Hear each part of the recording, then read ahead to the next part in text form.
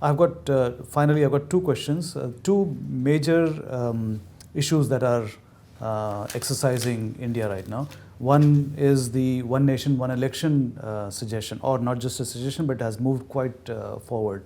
What is your opinion on that? Look, as a regional party, we believe that one nation, one election goes against the spirit of federalism and is actually a threat to the very existence of regional political parties. So I'd be very surprised if the National Conference comes out in any form of support for one nation, one election. That said, this is purely my own personal view. It's something that the party is yet to discuss.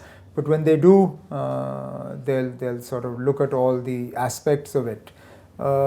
It's not without reason that regional parties in the opposition, starting with Mamata Banerjee ji, have been pretty strident in their criticism of the one nation, one election idea.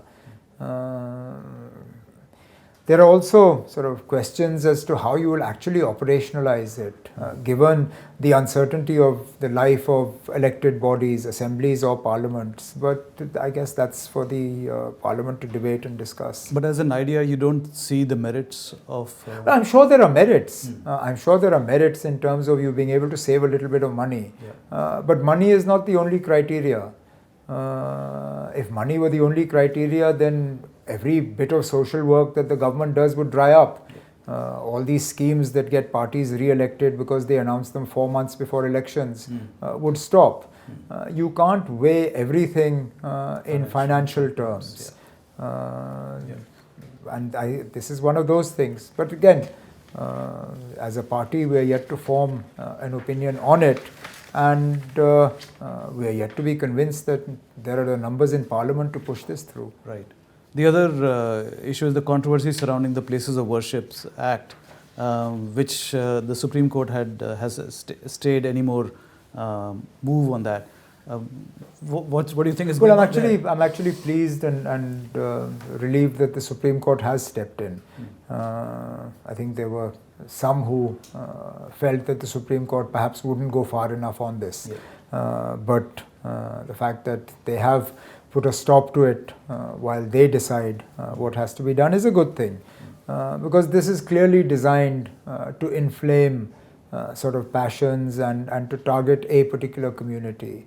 And that's never a good thing in this country. And I keep coming back to this point that, look, at least for now, the word secular is very much part of our constitution, unless somebody decides to take it out tomorrow. And so long as that word exists, you can't stand up in Parliament, as is happening right now, and swear your blind allegiance to the constitution, and then choose to ignore those words that you're not comfortable with. If the constitution says that India is secular, and you swear by that constitution, then you have to do everything possible to ensure that it stays that way. And if you can't, or you don't want to, then in the same way that you're going to find the numbers for one nation, one election, find the numbers and take the word out. Then we'll live with the consequences.